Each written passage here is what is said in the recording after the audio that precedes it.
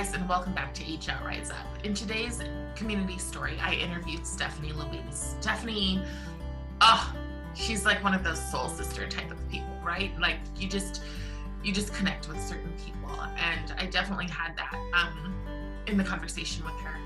I loved that she was just so real and raw. She entered foster care as an infant, and she spent most of her time in residential homes, orphanages, St. Joseph's in Minnesota.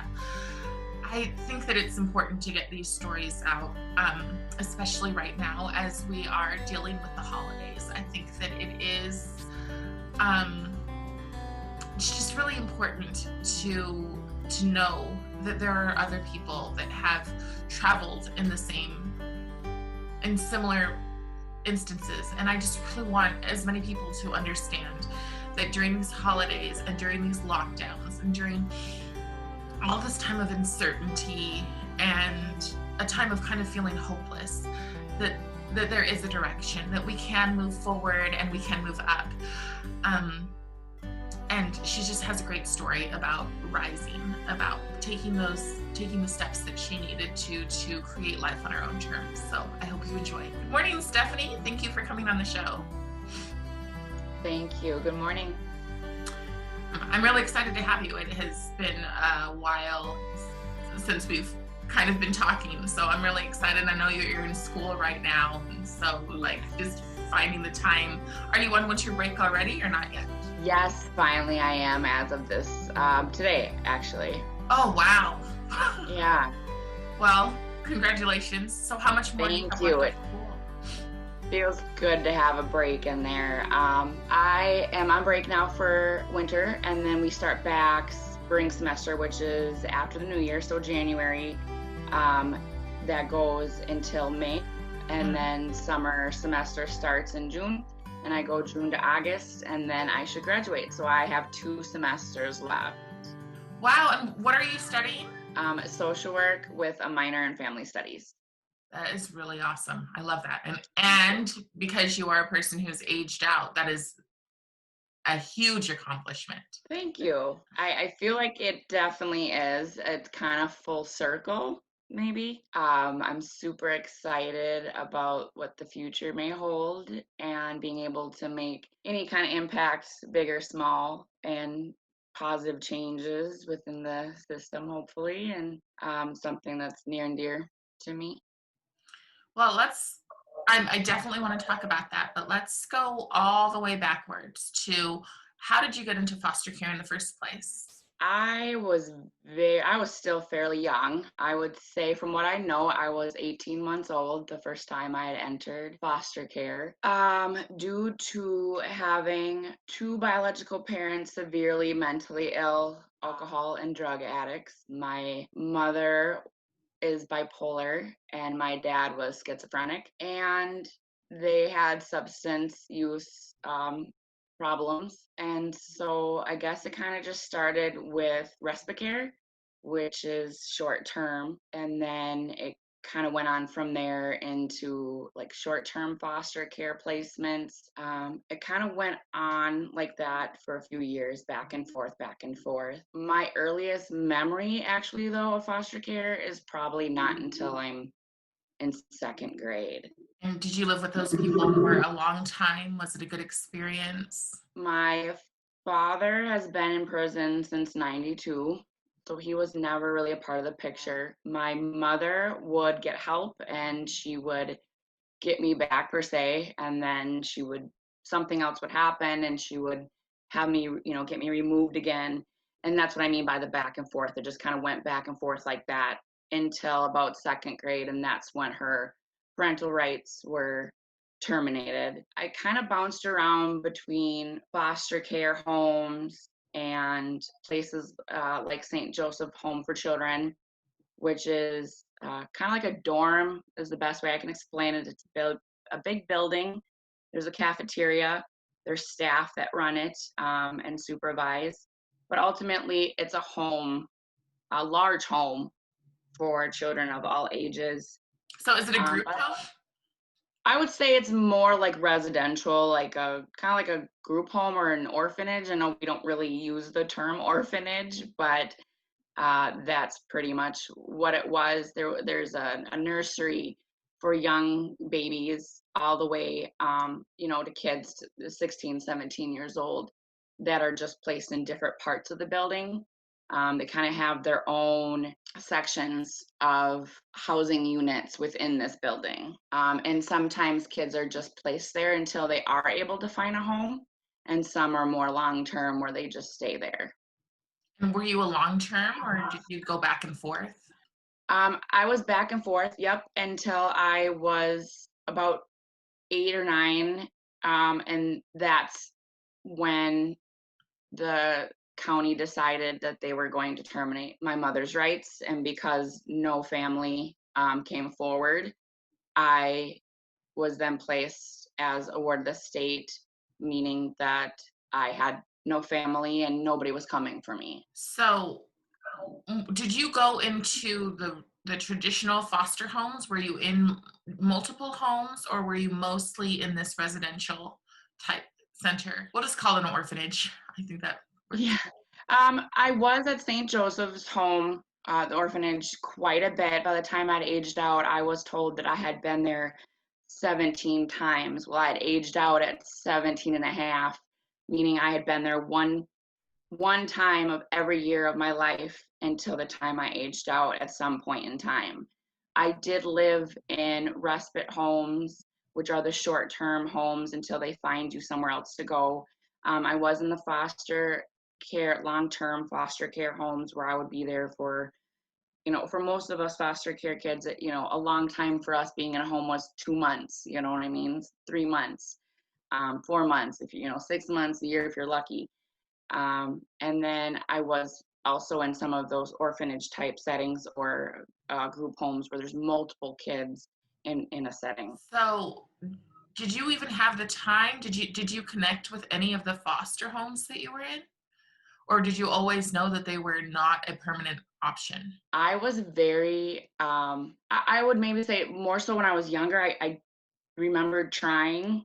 Some of my homes or families were not very warm and loving. And as I grew older and became more knowledgeable and kind of became my own person, I really kind of resisted the system and resented the system. And it's confusing because when you don't have the typical normal family setting where your parents are teaching you and showing you this is how we function, this is how we do, these are rules, this is how you grow up or mature, you're learning that from a lot of different people and not really ever knowing what is right and what is wrong. It tends to get confusing and trying to figure out your own self in teen years. So I really did kind of just go against just all my foster homes. I ran away a lot. I felt like a paycheck. I didn't really feel like anybody really honestly cared or genuinely loved me. They're just kind of doing a job. Not all of them were bad. I would say, 14, 15 is when I kind of found we call it got you family or got you day. And that was kind of my last permanent foster care home until I aged out. Okay, so why did they end up being your permanent home? I was in the juvenile detention for quite a while. I was 16, 17 years old, and the county was having a hard time keeping me still. Like I said, I did run away a lot. I really just kind of had an F you attitude, if you want to say, towards my homes and social workers and parole or probation officers or the judges, and they were trying to figure out a way how to detain me legally, basically, even though I wasn't a criminal. I wasn't doing anything wrong. I was just kind of acting out, if you want to say. The at-risk kid, right? That's what they would. I was an at-risk kid, 100%. And I put myself in some dangerous situations and hanging out with people I probably didn't have much business hanging out with, especially that young. And so their biggest concern was obviously keeping me safe, or alive, I should say. I don't know about safe, but alive until I was 18. until their job was done. So their way of doing that was locking me up and putting me in a juvenile detention center, which is basically just like a jail. You're on a concrete bed with a thin mattress. You're locked behind a door. You get told when you get to come out. You eat in your cell. It's very much like jail. And it was just because they didn't have anywhere else to put me and they needed to keep me alive until I could age out.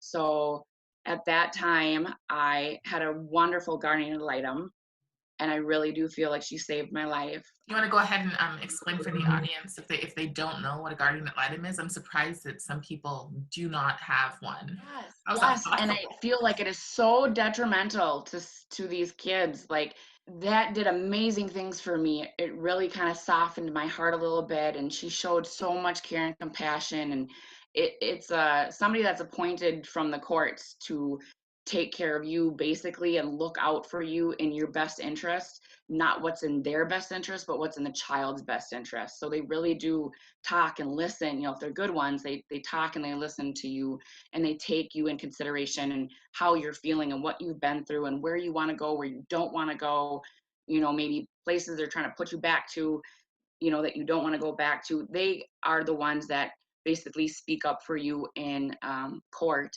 when you go in front of a judge or when any decisions are being made on your behalf. Kind of like lawyers, they're there for you. Right. My And guardian ad litem growing up became a judge. So she was a lawyer and then she became a judge. And that was amazing.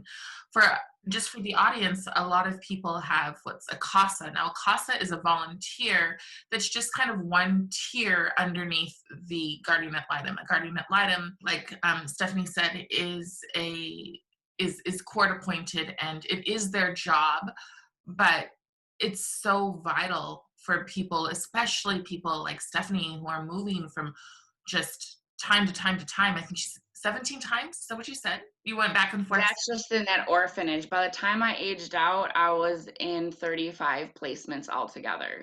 Wow. Oh my gosh. So basically from late 80s, early 90s until 2002. I'm sorry. You're one of those ones that makes me cry a little bit because I just don't understand how a baby ends up in the orphanage when there's so many people out there who want a child. But I think that you get caught up in the going back and the parents' opportunities to get their children back over and over and over again. So Yeah, and I just wanted to state also, like, that was a big part of the longer children sit in these homes or orphanages, the older and older they get. And they say that older the children get, you can't mold them as easily. And so people don't want to take the older ones because then they become at-risk teens, and to them that's too much work. So do you feel that the outcome would have been different had your mom's rights been terminated earlier? Do you long for that relationship with your mother, or do you have resentment there, and do you just wish it would have been done, or do you wish they would have worked harder to reunite you and your mom? I definitely feel that if they were going to terminate her rights, they should have done it sooner. 9 years of the back and forth was so much trauma in between there. Of course, as a young child, I loved my mom. She could do no wrong. It didn't matter to me. All I wanted was my mom. It didn't matter the living conditions that we lived in together. It didn't matter what we didn't have. None of that mattered to me as a child. I just knew I loved my mom and wanted to be with her. And when you don't know anything else, that tends to be your norm, whether it's healthy or not.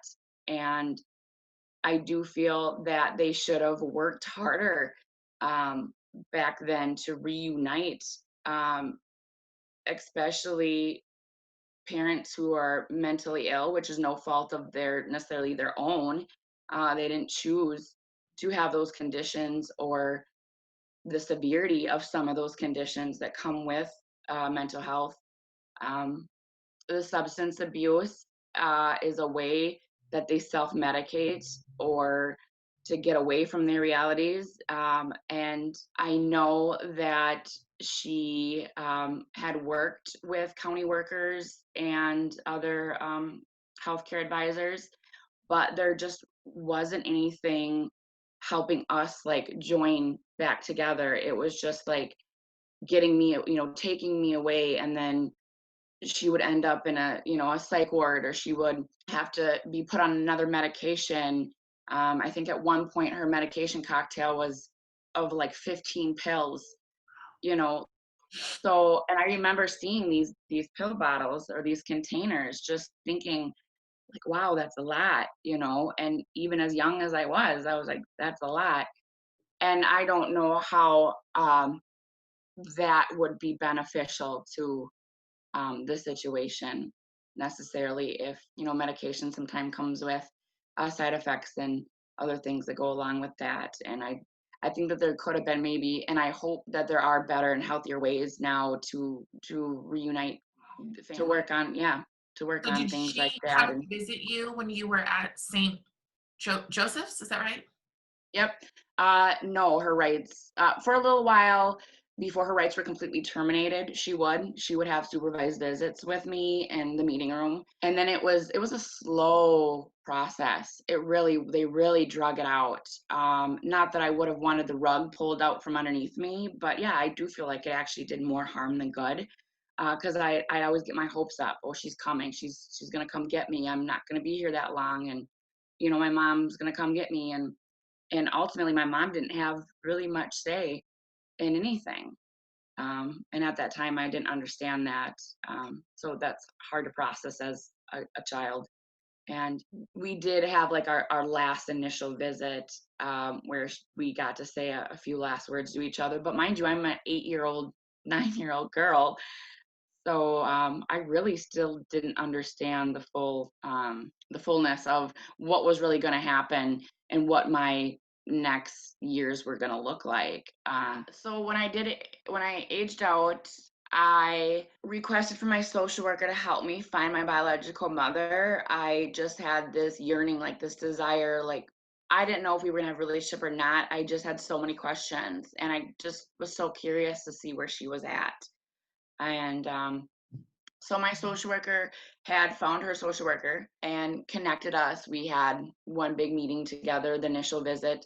And then from that point on, it was kind of left in our own hands, which I thought was very abrupt or quick.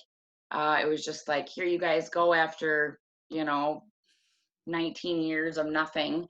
Good luck. So we did. And I've talked to her. I've tried in the beginning to see if we could have a relationship together. And sometimes answers come as no answers. So I just feel like things with us are just better left where they are. She is still not the healthiest woman. And it's difficult to talk to her about the past. She will not discuss very much. And because of all the in and out, she still does it. She did still try. It was a lot of the back and forth with her. I want to be your mom. I don't want to be your mom. I want to be a grandma. I don't want to be a grandma. So my children were still very young, under the age of 1. And so it's been a few years, but I do not have any kind of contact or relationship with her right now. And I just feel like that is the best for myself, for my health, and my own children's. Sometimes we have to create our own legacies. And I think that it's really, really hard, but it's also, you can't get rid of the fact that it is a very hard experience. I understand completely where you're coming from in that. But at the same time, to be able to start something like a blank canvas is almost a gift. I see so many people who have bad relationships with their parents, with their biological parents, but they grew up with them. They still have to deal with them on the holidays. They still have to get phone calls, like nagging phone calls. And, Yeah. we get to skip that kind of stuff. Now, I think Yeah. most of us, oh gosh. Oh, it's okay. You're gonna make me cry too. I think that most of us would give anything to get a nagging phone call from a normal parent, but it's just, it's not the way that's cut out for some of us. Group home. I kind of always felt like, for whatever reason, she was supposed to have children, but she was never supposed to be a mother. She has other children. I have other siblings. There's 7 other ones. Younger, older, do you know them? Do you have a relationship? Younger and older, none of us were raised or grown up with her. And none of you guys grew up together? Did any of them go as sibling sex? They range from very different ages. My oldest sibling is 55 years old. Wow. Mm-hmm. Wow.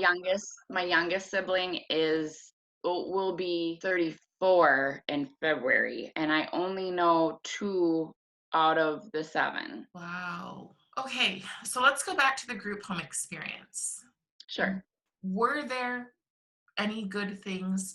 Were there any lessons taught there that you have hung on to?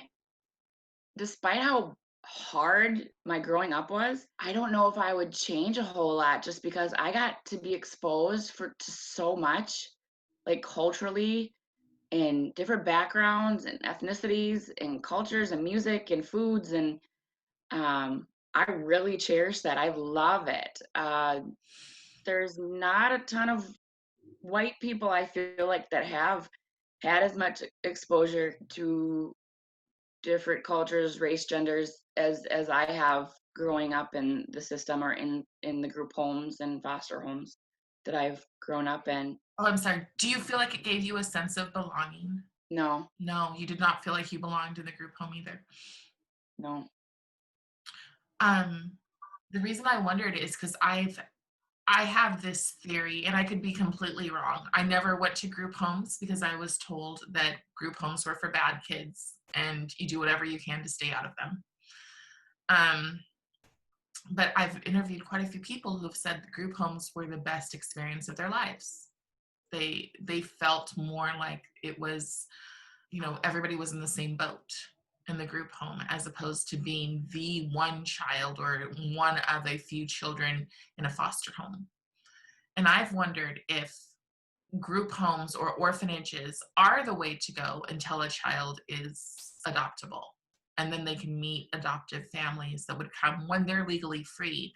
Because a lot of times kids go into foster care and people just because they have, they've not been exposed to things and they have good hearts, they go in and they say, we want to adopt out of the foster system. We want to change someone's life. And then the kids come in and they're like, oh, hell no, you're not my parent, and it is too much for people.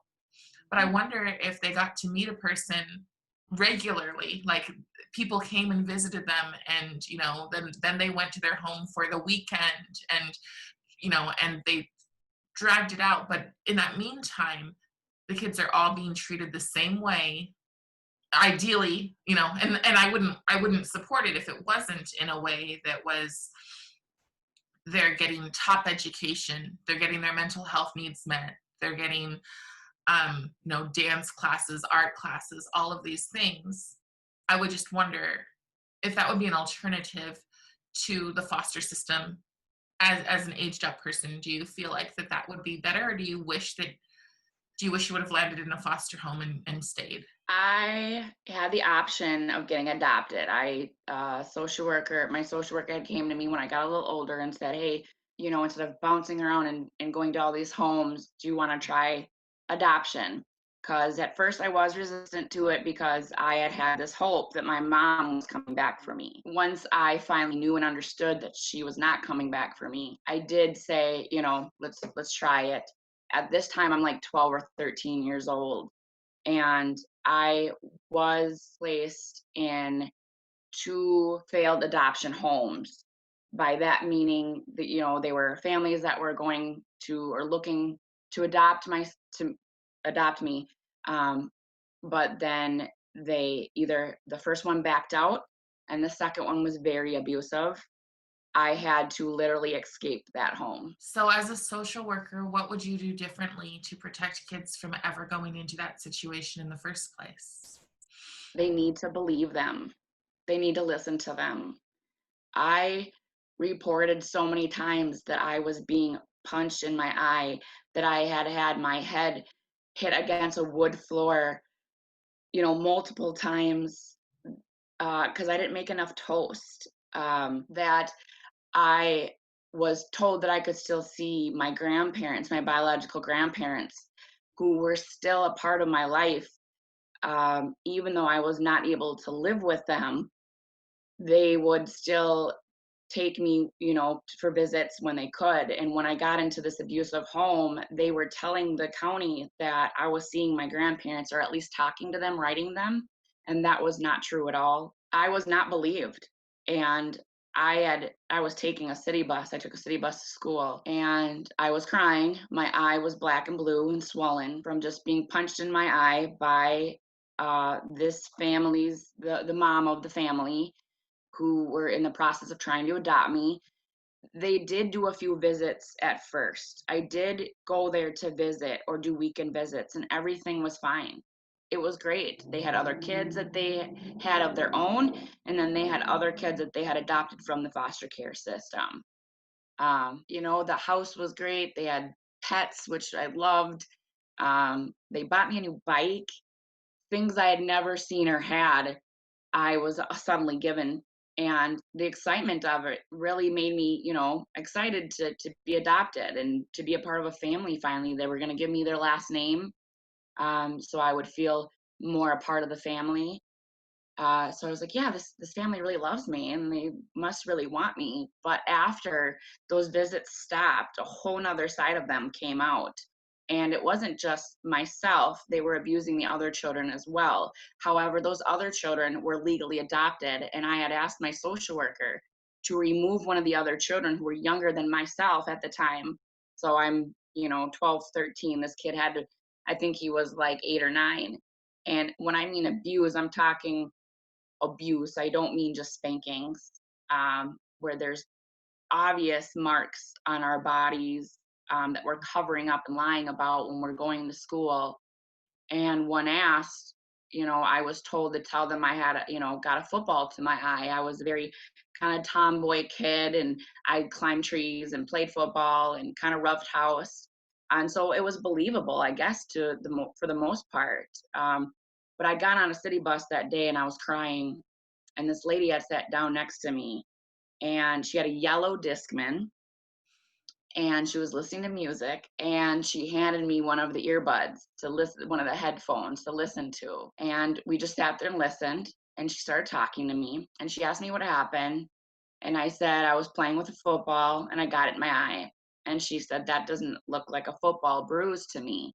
She said, you can tell me it's okay, it's safe. I'm a county social worker. I'm on my way to work right now. And at first it scared me because I was like, no way, And I think I was just in such a sad state. I just wanted anybody to talk to and listen to me. And so I did, for a while, ride the bus every day. She would make it a point to get on the city bus at the same time I would be on the bus, so we could talk and communicate about what was going on in the household that day. And finally, towards the end of all these visits on these buses, she didn't show up one day. And I got worried and thought she just had forgot about me like everybody else kind of then. And a week went by, and she got back on the bus, and she's like, I know your social worker. Your social worker's Jan Getz. And I said, oh my gosh, yes, it is. And she's like, we work together, and I've been in contact with her. And I've explained to her your story. And I said, I've already told people my story. And she's like, no, we're going to get you out of there. And kind of set up a safety plan from that point on until I could be removed. Wow. Oh my gosh.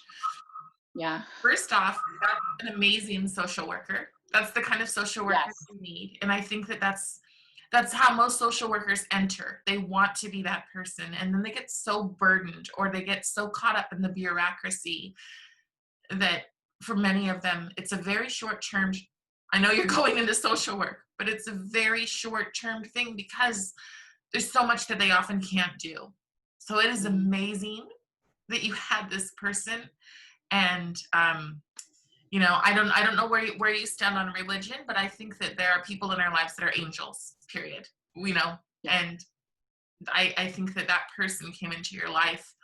How that, I mean, wow, that's amazing. Still to this day, when I think about it, that changed everything. That really impacted me.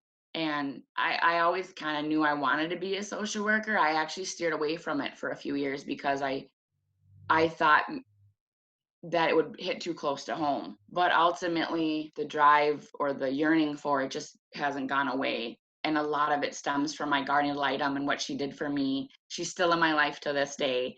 And this other lady, I forgot her name, that was on the bus that worked for the county also. If there's ever such a thing as angels, she was definitely one of them. And she did really save my life.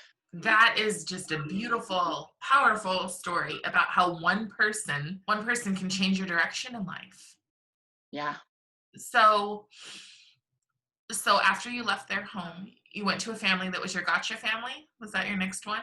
Yeah, well, there was a few homes in between there, and more St. Joe visits or stays, and juvenile detention. But yeah, 14, I had a friend. So I was in juvenile detention center, and I went to court and I said, this is ridiculous.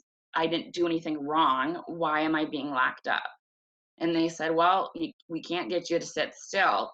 So we have to put you somewhere where you can't leave. So my guardian and myself kind of went to court and fought against it. I was kind of getting to the driving age and job age. And so we kind of approached it like that, can I do independent living classes and I'll get my GD, and can I prove to you that I can do this? And so after getting my Got You family, 14, I was in that home until about 17. The closer I got to 17 is kind of when the judge said, okay, let's see what you can do. So I then got into a youth program called Youth Link, another amazing program here in Minnesota. I'm not sure if it's anywhere else, but it's another thing that was in my life that really saved me and really gave me a sense of direction. It's a program that helps at-risk youth and homeless youth get off the streets, provides housing and counseling and education and food resources, clothing resources. And so I got linked up with them and got into a subsidy studio apartment by the time I was 17 and a half. I think I was like 6 months shy of 18. I just had enough. I wanted to be done. So did you not really connect with your gotcha family? They are still my family to this day. I have two sisters, mom and dad. We had our own kind of family dilemmas within that own family. I did always feel like the odd duck out, or the redhead kind of stepchild, if you must say. I came in, as a teen, and I didn't have very many years left before I was an adult. So I did connect with them, and I love them. I have love for them. They're still in my life, like I said, but we're just not very close. We're not as close as maybe I had hoped or thought we would be. Yeah. But they were, but they're still your family. And so, like, do you go there for the holidays, and are they grandparents to your kiddos? Yes, they do play the grandparent role to my children, but holidays are kind of uh, yes and no, I guess. We're just not a very tight knit family. They're a little closer together themselves than myself. I do have or struggled with RAD, which is a reactive attachment disorder, because of all the homes that I had been in. So unfortunately, that is something I'm still working through on myself to get better with, being able to have attachments and healthy relationships with my own fiance and friends and family. So let's go into that. How did you guys meet, you and your fiance? Oh boy. So We went to the same high school while I was in foster care, but not at the same time because he's older. So he graduated and then I kind of came in. I was in 10th grade and he was a senior. He was leaving. But we know a lot of the same people. However, it wasn't until about 2 years ago we added each other on Facebook because of mutual friends and started up a conversation and went out for coffee and And there you go. been together. And how Yeah. old are your kiddos? My kids are 13 and 9. Okay. So different situation. Yeah. A 13 and a 9-year-old, and you're about to finish school, and you're on the right track to create a life for yourself. So what do you think made the difference? Because it's 1 in 3 kids that age out of foster care that become homeless or incarcerated and just kind of have not great outcomes. And so, and sometimes I interview people in that stage. And my goal is to help people who are in all the stages, because what I say is that we might not carry the baggage with us all the time, but we still have a suitcase full of it. It's just, for some of us, it's tucked away and we can manage it a little bit better. And I'm only going to say a little bit because some days we don't, right? Yep. Some days, some weeks, some days that suitcase is wide open. Exactly. Exactly. So what is it?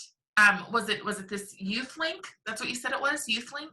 Yeah, and I really feel like it was just determination because I had ran the streets and been homeless and hungry and cold and got involved with drugs and was in and out of getting locked up, until I was 17 and 18, and I kind of cleaned up my shit, if you want to say around that time. It wasn't really until I got pregnant with my oldest child at 22 that I really kind of cleaned up my act. I was still kind of living my old careless life and involved with getting in trouble with the law and drugs until then. And I don't know if a switch just flipped, but I just said, okay, I'm done. Like I most people want to be like their parents. I just knew that I never wanted to be my parents. And that kind of drove me to say, hey, this is not what we want. I really wanted to kind of break some of the barriers and the family traumas and the generational stuff, because my biological mother was also in foster care and orphanages and was adopted, and I really just wanted it all to stop. So what would you, if you were going to talk to someone directly and to give them the steps that you took, I mean, as bluntly and as boldly as you can, what steps did you take, in which order, to go from, you made a decision, and then after you made that decision, what did you do to start changing your life, to start improving your life, and really to break the cycle, because that's what you did. Yeah, breaking the cycle. I really just felt like I was backed into a corner. I was working a dead end job. Like I said, I was still doing drugs just to basically support my habit and to eat. I think I just hit my low. And like I said, I don't know if a flip just switched or what, but I was just like, have had enough of the bullshit. Like I'm done and I need to do better for now. Now I'm pregnant and 22 years old. I had no GD. I had very choppy work experience.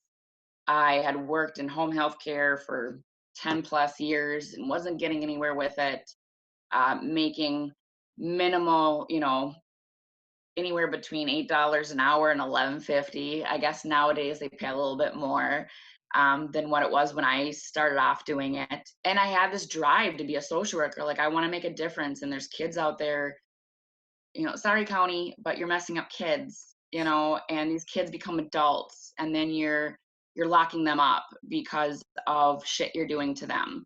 And you're not thinking of the long-term effects that these things cause, and then you're blaming us and locking us up for, I don't want to play the victim, but you're locking us up for things that sometimes we can't control. And hadn't been for things like YouthLink or my guardian ad litem or that lady on the bus, I don't know if I would have been able to pull myself up by my bootstraps. Like, those people made such an impact on me and really made me feel like maybe I was something more than I was giving myself credit.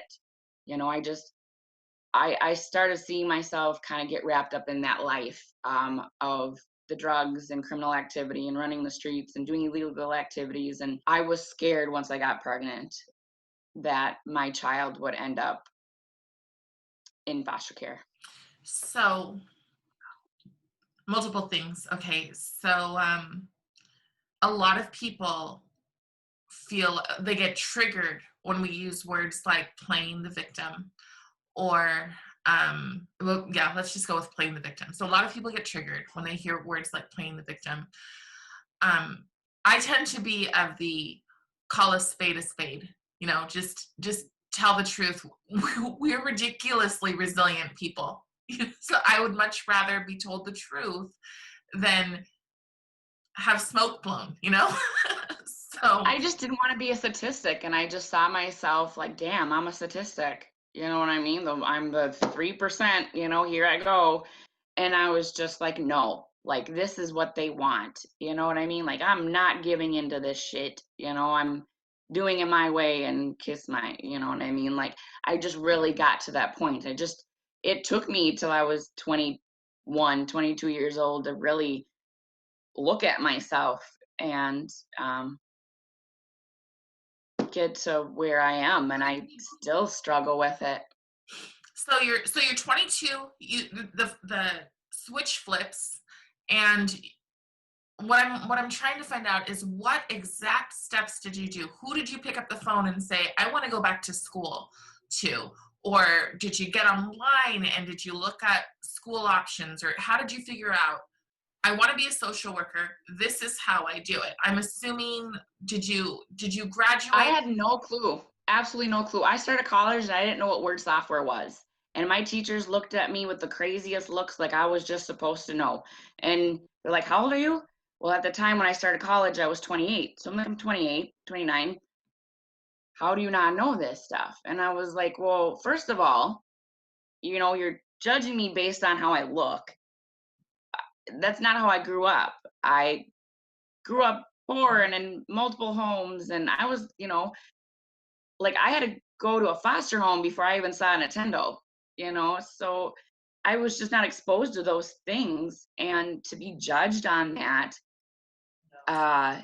it was kind of gut wrenching. It really hurt, like, because I'm a millennial or because I'm a white younger female, that I was just supposed to have access to this stuff. And so I really had to learn what college was. I dropped out of school at 17, and I didn't get a GED until I was 28. And the day I got my GED in the mail, that same week, I went to the community college and enrolled. And I had no clue what I was doing. How'd you get your GED? I just kind of was like, oh, well, they say this makes the, kind of this dream, like, oh, this is what I want to do, and they say this is where I have to go to do it. So I guess I'm just going to jump in head first and hope I can swim. But no, I didn't know how to do anything. But how did you do that? Like, what I'm wondering, I mean, we're talking about people who are potentially living on the streets, potentially in homeless shelters right now. How did you figure out, this is where I go to get my GED?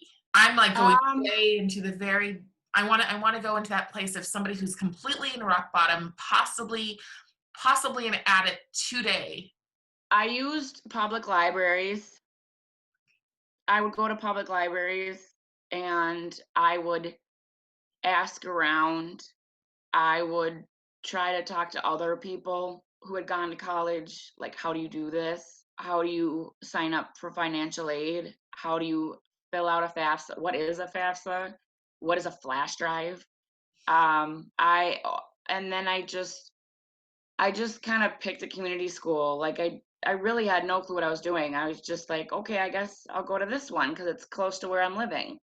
So I went into the community college and brought my GD in there and was like, well, I'm ready. And they were like, that's not how this works. And I was like, oh, okay.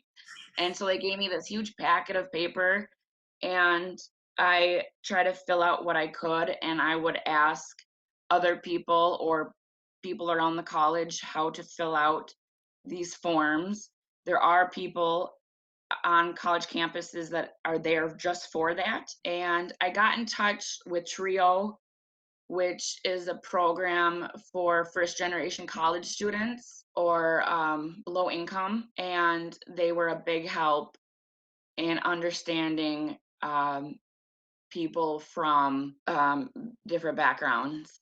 And they kind of guided me along. And I actually, because I was in home health care for so long, I just kind of figured that that's what I should do. So I actually started going for nursing, but I found out that I really didn't like it.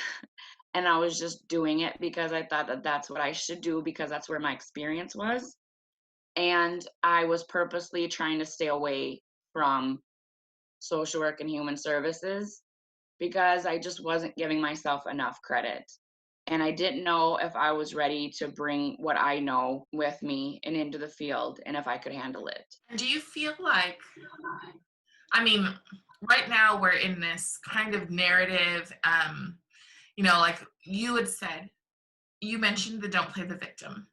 And I feel like right now in culture, there's a lot of, I'm a victim, hear me. Do you feel like that is a healthy perspective to have? Or I feel like it's realistic. There are people that are victims. We are victims. But sure, we don't need to. When I said like I don't want to play the victim, I didn't want to play the victim like, oh poor me, like here I am, an aged out foster care kid, please help me.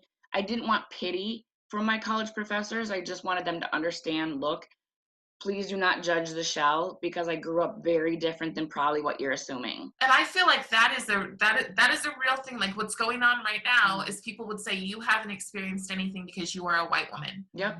And I get it a lot actually. I am I'm very much against that because I've known way too many people who have suffered that aren't just my color. And so I'm wondering as a social worker if you're being exposed to a lot of you couldn't possibly understand because you're a white woman or because you're in Minnesota, maybe it's different. I know there's different parts of Minnesota, but some parts are very, don't you know? Right? And Yeah. so, Yep. Right now, we've been kind of known for the riots going, right. the riots that we just had with the unfortunate death of George Floyd, or murder of George Floyd. So there are definitely the, yeah, sure, bet you, don't you know, parts of Minnesota, but then there's very much the inner city. Absolutely. And I did, as a white woman, I grew up in the inner city. I grew up in hoods. I grew up in poverty. But foster care kids we don't have a look. There's not a look. It's not like, oh, you look like you were in foster care, like versus if somebody's in a wheelchair, you can tell that they have a disability. Most of our brains register with that. Oh, they're in a wheelchair, they have a disability, or they had, difficulties along the way versus foster care kids. Nobody can look at us and go, oh, well, you're a foster care kid. And I don't want anybody ever to feel like they need to, foster care children who have aged out into adulthood or people of, the human race need to feel pity, like, oh, it's poor foster care kid.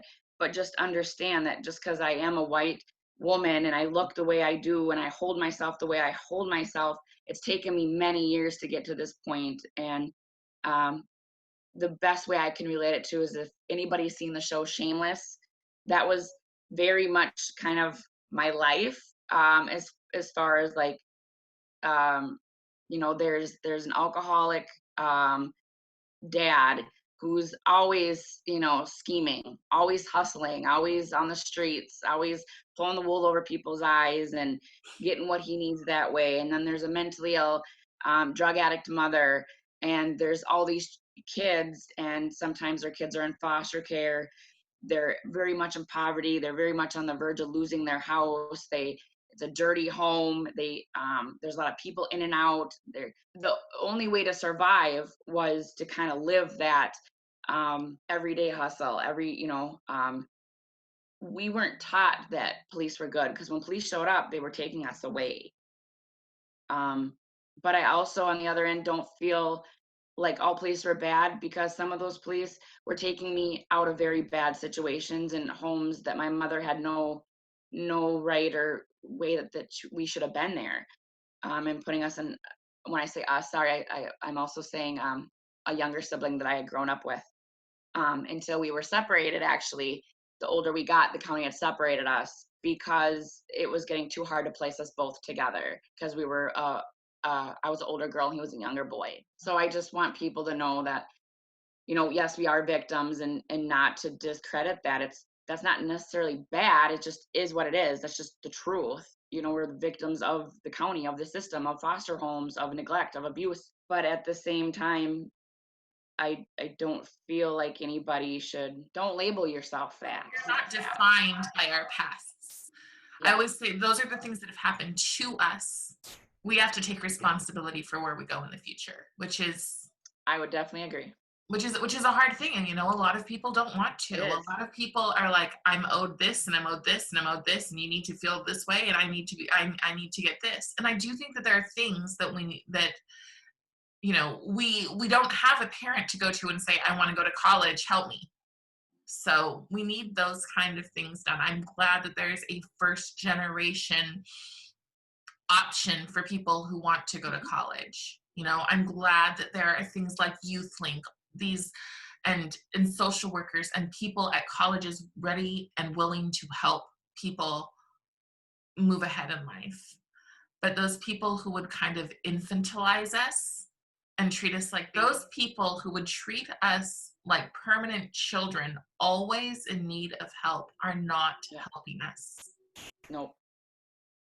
So, is there anything else? I mean, this has been an excellent interview. Is there anything else that you want to say to anyone, to people out there? Yeah, I kind of want to go back to the group home situation, orphanage situation that we were talking about, because we kind of talked a little bit about it. But as far as the connection, I did feel a sense of comfort being not the only like weird one or odd one or different one, however you want to say that.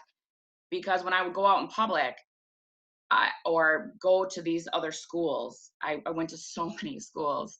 I always never felt like I fit in, and I would really kind of get made fun of or poked fun at, things like Orphan Annie, or why don't your parents want you?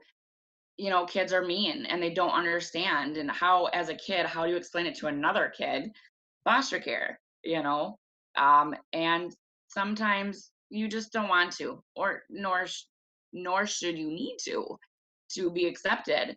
But conversations like that would get brought up, or when I would go to schools with a group of the other kids that I would live with, I felt like there was power in that circle. Very rarely in those times did we get messed with. It was usually when I wasn't in those kind of settings that I would kind of get picked on or messed with. I would get bullied. I mean, I would get nasty things said to me, or, growing up, it was hard kind of dating, like as a teen girl, because of vulnerabilities and because of what I've gone through, and trusting people in ways I had been harmed also. So it did, or I was always the girl that like people didn't want to date because I have too many problems. I'm broken. Still to this day, 30, almost 36 years old. It's, oh, you're dating the broken girl. You know what I mean? And it's just like, F you. Because I have friends that came from way better backgrounds than I did and are complete messes. Complete messes. So it intrigues me. It really fascinates me. Like, wow, like you had a mom and a dad and you lived in the same neighborhood and you're more screwed up. You know what I mean? Like, I don't know if that's a good thing, but it makes me feel normal almost. Like, and in those rare moments that I get to feel normal, I do kind of, get giddy at, because I'm like, oh, maybe I'm not as weird. You know what I mean? Still to this day, as old as I am, I still feel out of place at times, or I've had comments made, like my fiance's mother, um, at one point she had said that she doesn't think I'm good enough for her son because of where I came from. Nothing to do with what I'm doing now in my life, but consequencing me for a life that I had no control over, or wasn't any fault of my own necessarily, in why I grew up in the system. And I was very open and honest with her. This is, my family dynamic is not the same. There's a reason why me and my sisters don't look alike, why I look so different from my parents, you know. And I've always been a very open book, not necessarily ashamed of it, where I get people like, oh, I'm sorry. And I'm like, no, thank you, but you don't need to be sorry. This is just what it is. This is my story, and everybody has their own. And unfortunately, it's not a normal white picket fence and noodle salad story. I'm sorry, I can't give that to you. It's not, it doesn't exist. So what do you want me to do about it? So those things have been difficult throughout life, but I've managed to, whatever, this is what it is, and this is who I'm going to be. It doesn't matter that I was in foster care when I was 10 years old. What does that matter with me being with your son now at 40? It should be something that's admired. And also, one thing that I would say Not to always, though. yeah, one thing that I would say to her, or to anybody who says those things, is that our sense of loyalty, like you hit the jackpot when you get somebody who just wants family. When you Yeah, get, because our sense of loyalty is through the roof. We want to yeah, make it work. We don't take yeah, anything for granted, you know. exactly. So I I told her, I said, I really just wanted to be your friend. That's all I wanted, was to be your friend. Like, I don't want anything or need anything from your son or from you, other than, maybe some understanding and to be your friend. It's amazing that people like that can't understand, almost like they can't wrap their head around it. yeah, it's foster kids are always given a label. And when you achieve more, like that responsibility to not break, when you've achieved a certain level where people would never guess that you grew up in the system, and so that responsibility to never break, I always hear, oh my gosh, you are so strong, I don't know how you went through all of that. And I'm just like, but you don't know what it's like when I'm not strong. You know, the, there are those I moments. feel like I'm looking in a mirror right now. I love talking. This is so great. I know. I was literally going to say, I know how we feel about these words, but there are people that you just love. There are people that you just feel like, oh my gosh, could you just move next to me and be my neighbor because you get it. You Yes. know? Yeah. Yeah. So, but it is that way, and it's so And it's so rare for us too, to get those connections. Like I said, I've struggled with having connections with people, but when I do, that's all it is. It's a genuine connection that I want with you, and I can feel it, and that's rare. And it's hard to explain that to somebody else and to really get them to understand, because like, sometimes this they doesn't feel like happen we often. latch on really quickly, but it's not that. It's not that we latch No. on really quickly, because I'm constantly looking at people with, like, I'm very welcoming to all people, but then I Yeah. do have that wall where it's like, you don't get to cross that level. Yep. I'm sorry, but you don't get to cross that level, because Yep. there's something about you that makes me feel like I will no longer be safe. And I'm Hmm. not willing to sacrifice that, And I feel like that comes from intuition, and from a place of surviving. Absolutely. Absolutely. And I also feel like for these people who judge us and call us broken and, all of these other things, it's like, we've got something we can teach you. One of my Yeah. first interviews, this woman said, these people are becoming, and she is a former foster herself. And she's like, people become the drug addicts, the prostitutes, the criminals, all of these things when they could become our presidents, our judges, because resilience is something that we are stripping from society. Yep. It's constantly, I don't like you, you trigger me, let's separate. When Yep. when our reality is like, we take people as people. We don't generally look at people, and it doesn't matter. Like, yes, we see color, we see, these different things, Yep. but we take people as people, and we are constantly looking for their character because we don't want to get screwed over. Yep. And Ding. that is a lesson that society as a whole could learn. Look at character, because people that have a pretty face. So important. Yeah. And I wish definitely more people would judge people more on their character than really anything else. Absolutely. That's really the only thing that matters. Mm-hmm. Oh my gosh, what a great interview. I really want to have you on a forum. I'm sorry, I was kind of nervous, and I talk when I get nervous. No, I'm like, it's super casual.